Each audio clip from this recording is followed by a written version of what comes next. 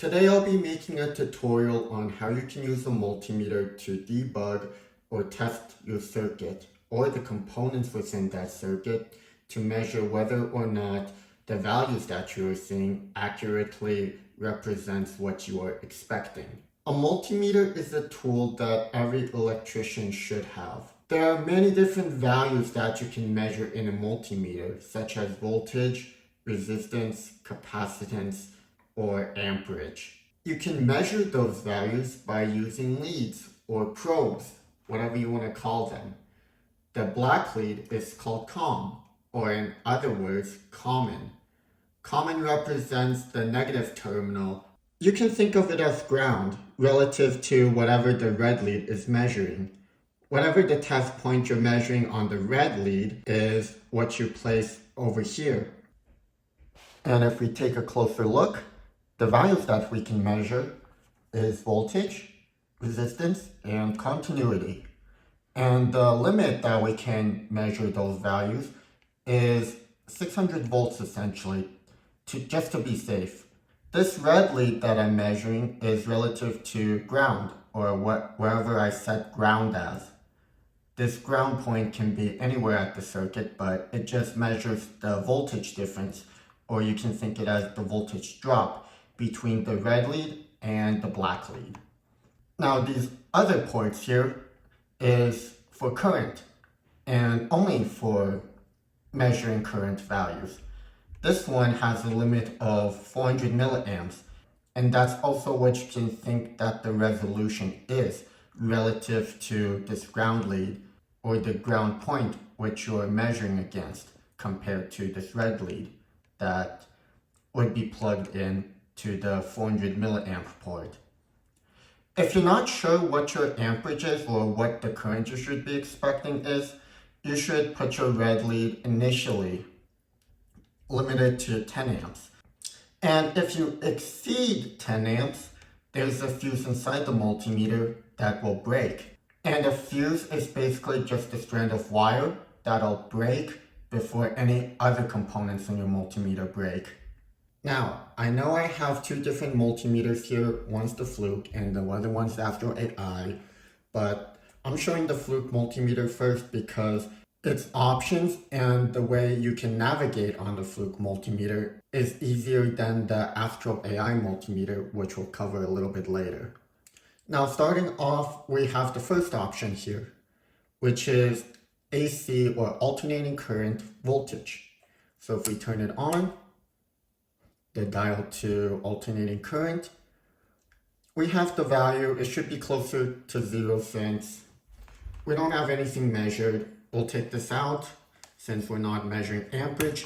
So as an alternating current source, I have this outlet right here, which in the United States is 120 volts AC. And what I will do is stick the red wire into one port of the outlet and stick the black wire into the other port of the outlet. And I'll move this a little bit closer, and like so. Make sure the two leads don't connect to each other, otherwise you'll short circuit the whole thing. So I have this two wires stuck into these two ports, and I'm getting 123 volts, an alternating current, or AC for short.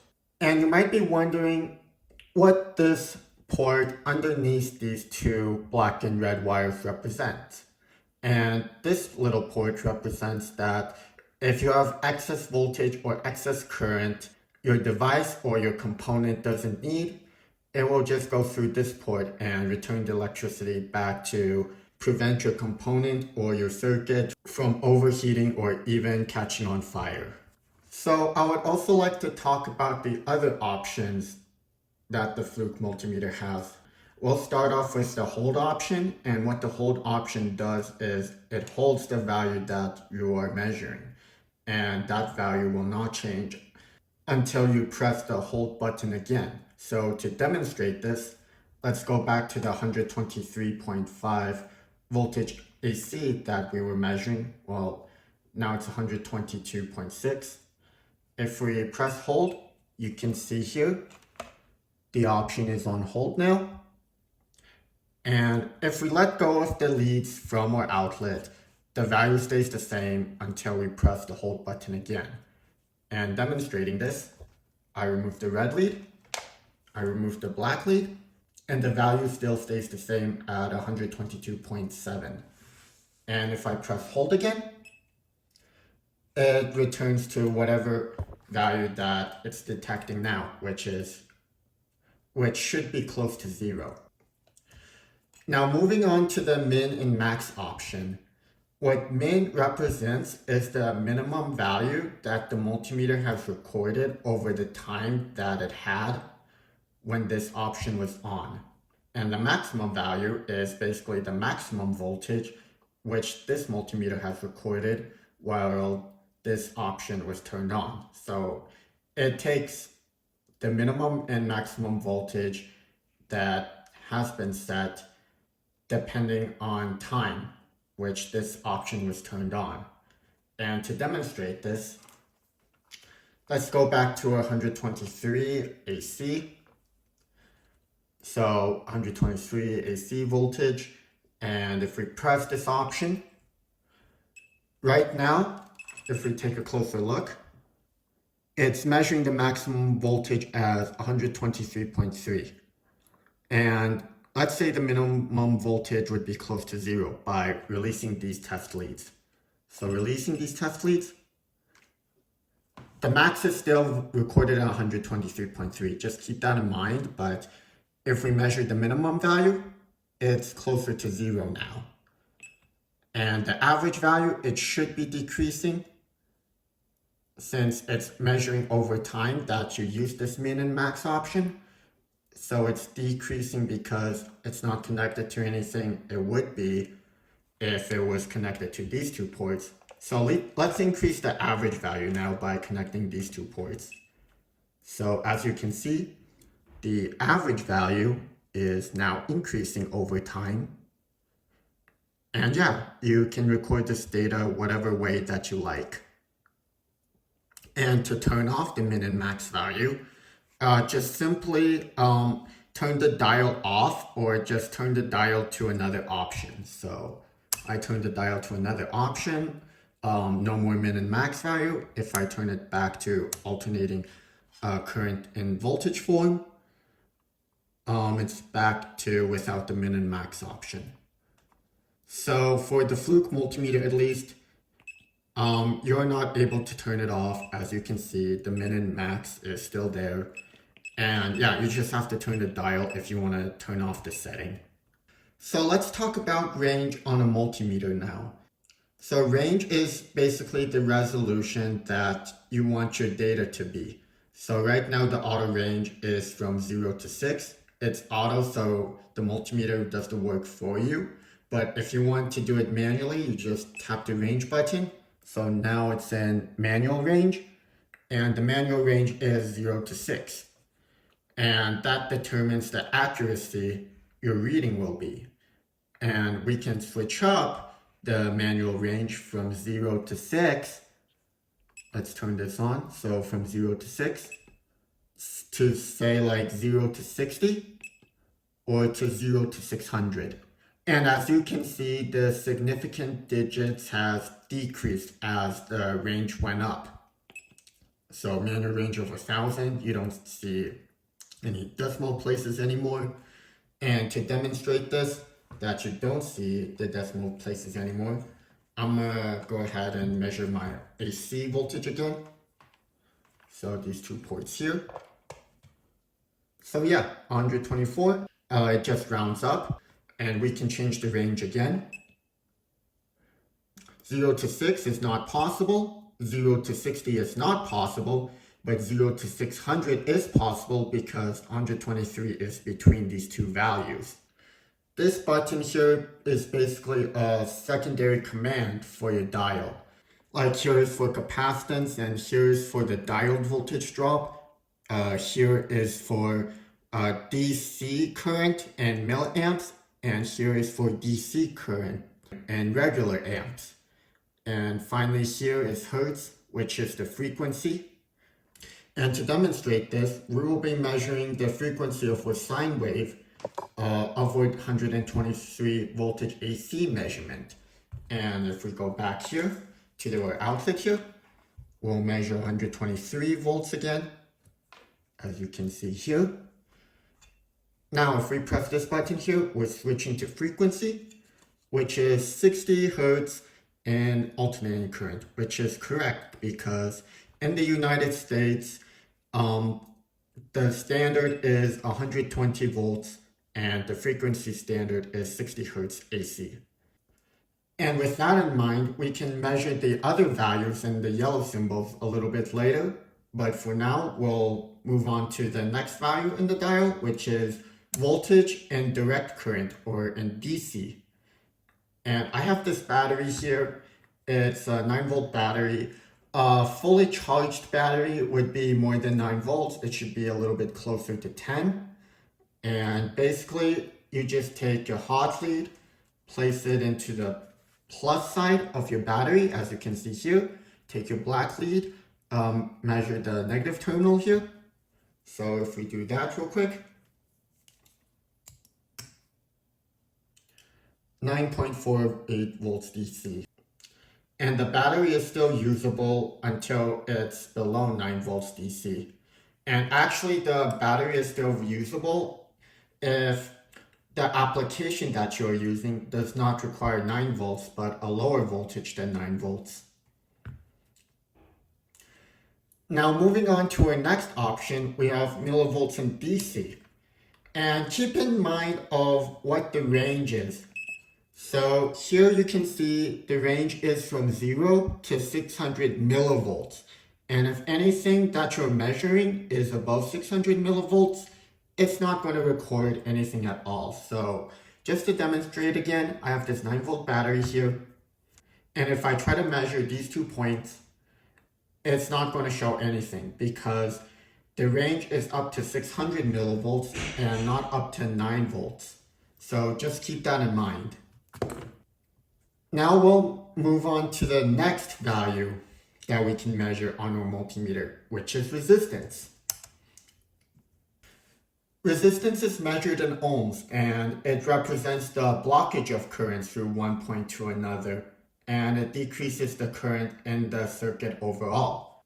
And we can measure resistance by using 2 different points of a component, and this blue part here is going to be our component. And you can use the equation voltage equals current times resistance to figure out what components you need in your specific application. And now we've moved on to capacitance. And this is the symbol for capacitance, by the way, just to take a closer look. Capacitance, yellow symbol. And we can confirm this because it's measuring in farads, unlike resistance, which measures in ohms, as you can see from the symbol here. So now we've moved on to capacitance. And I do have a capacitor here, and it's going to be difficult to attach one end to the other using just regular leads. And also if you hold the leads together, it's going to give an inaccurate value. So I'm going to go ahead and get some alligator clips real quick. So I've got my alligator clips now. One pretty much attached to the red lead and one attached to the black lead here. You can use a banana plug port, that's what these are called, or banana jacks. You can have one that goes from a banana jack port, a male connection, to an alligator clip, but I can't find that right now, so this will have to suffice. So I have my capacitor here, which is a polarized capacitor, meaning that it has a positive side and a negative side. The negative side is either indicated by the shorter leg, which is this leg here, or is indicated by the negative symbol that you can see on a capacitor, which is right here. And the value we should be expecting is also written on the capacitor, which in this case is 4.7 microfarads. So this capacitor can handle up to 50 volts before it leaks or blows up. So let's go ahead and measure the capacitor. So black lead on the shorter leg or wherever the negative symbol is, and the other one is the hot lead on the positive side of the capacitor. And as we can see, our measured value is 4.8 microfarads, which is pretty close to the 4.7 microfarads that is advertised on this capacitor. Moving on, we have the option for continuity. And continuity basically means if the 2 points is connected together. And I can demonstrate that with a resistor to see if one point connects to the other. If it beeps, that means the points are connected, and it shows the points are connected with a 10 ohm resistance. Now, if it doesn't connect, the multimeter will not beep and it'll show 0 out, meaning it's not connected at all. And if we use battery is a bad idea, because if you connect these 2 points together, you'll short circuit the battery. So let's go ahead and do the capacitor again. We're going to see if one point of the capacitor is connected to the other point of the capacitor. And it should show 0 out, and that's correct. You might be thinking why, and that's because there are 2 plates separated by an insulating material, which makes it dielectric.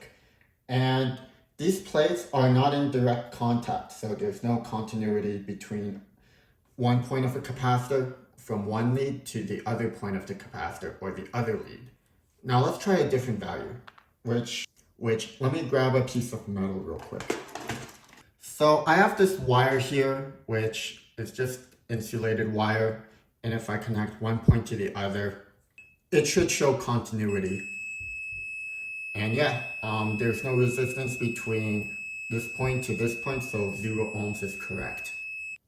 Now moving on to our other option represented by this yellow symbol, we have the diode voltage drop. And here the voltage drop is in direct current, and I have a diode here. It's a very small diode. It's good for up to 1 amps of current. So for a diode, there's going to be a gray or a white band that represents the negative side of the diode. And just keep in mind that current flows from the positive side to the negative side. So if we put the positive side on the positive side of the diode and the negative side to the negative side of the diode, as you can see here, we can see the voltage drop between one point to the other point is 0.19 voltage in direct current. But if we reverse the direction or reverse the polarity, such as that the red wire is connected to the negative lead of the diode and the black wire is connected to the positive lead of the diode, we don't have any continuity, or the multimeter treats it as it's not connected at all.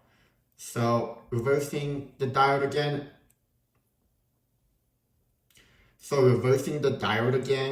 we're going to put the positive lead on the positive side, the negative side with the white or gray band. And yeah, you can see the voltage drop right here. And you can think of a diode that only allows current to flow from one side to the other.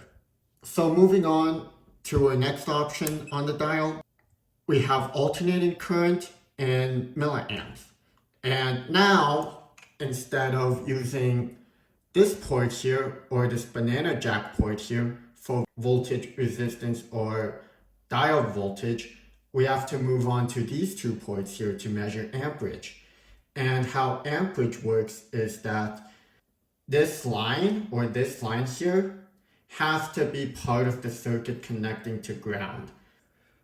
So what that means is that instead of measuring the voltage, which you can measure between 2 different points, such as the red lead over here versus the black lead over here, you want to measure the voltage from one point to the other. For current, you have to connect it as part of the circuit. So instead of these 2 points connecting the circuit together, you'll have to connect the red lead to this point of the circuit and the black lead to this point of the circuit to measure amperage. And amperage is basically measuring current to the circuit and not the voltage. And for a real life example, let me go ahead and grab this circuit real quick. And to quickly demonstrate this, I made this little circuit here. I have my battery here, 3 volts, both batteries, they're connected in series. And I have my resistor and I have my LED light bulb right here. And to show that the circuit is working, I'll just connect this little lead here from the red to the resistor. And you can see the LED turning on. And to measure current, you have to connect this point to this point together using the multimeter. And to measure current, you can't just do it by using any 2 points of the circuit. You have to measure current by having a direct connection to the circuit. So what I mean is having one point of the multimeter connected here and the other point of the multimeter connected here. And let me go ahead and do that real quick. Oh, and just a quick note, we're measuring amperage now. So you want to switch this red lead to this port right here at the 10 amps. We don't know initially what the current is, or if you're not sure what the current is, put it at 10 amps. Then if you want a more accurate measurement that you're sure is below 400 milliamps, you can connect your red wire to this port right here. Another thing you want to make sure is that if you're using amperage to start off, or the rating up to 10 amps, you want to switch the dial to amperage and the DC value represented by the yellow symbol. So I would click here, and now it's measuring amperage in DC up to 10 amps. So now we can connect the circuit together. So in terms of connection, it doesn't matter whether you connect your black wire to this point here or to this point right here. All it matters is that the current has to flow through the multimeter in order for the multimeter to measure what the current is. So I'm going to go ahead and put the black wire here and the red wire here, just for convenience. And you can see it completes the circuit, and we do have a reading now, which is 0.007 DC current. And now we know that it's below 400 milliamps of current. We can switch it up by taking this red lead here. So the LED turned off now. If we plug it back in, it's turned on. And switching the dial to milliamps, and make sure to press this yellow button so it's in DC mode. And the result we're getting, 6.41 milliamps of direct current. Now you can also do the same thing for alternating current. Just make sure to start off with amperage if you don't know exactly what your current value should be. If you're sure it's below 400 milliamps, switch the dial to milliamps and switch the leads to its respective position. And yeah, that'll be it for this Fluke multimeter. We'll move on to more options now using the Astro AI multimeter.